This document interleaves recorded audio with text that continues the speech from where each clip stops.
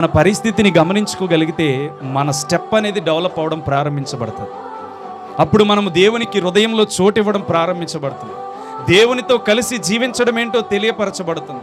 శత్రువైన సాతాను మన మీద వేస్తున్న విపత్తులను కూడా కనిపెట్టగలిగే దేవుని కృప మన మీదకి వస్తుంది. ఈరోజు చాలా శ్రమలు ఉంటాయి.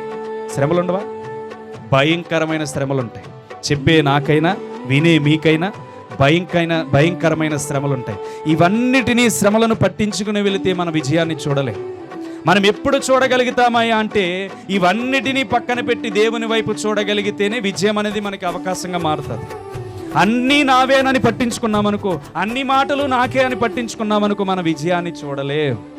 నిత్య రాజ్యాన్ని ఎలా చెడగొట్టాలని చూసేవాడు సాతానుడు.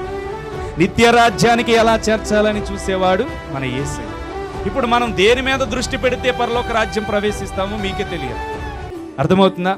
మాటల మీద దృష్టి పెడితే ఆ మాటలన్నీ మన జీవితాన్ని పాడు చేస్తాయి.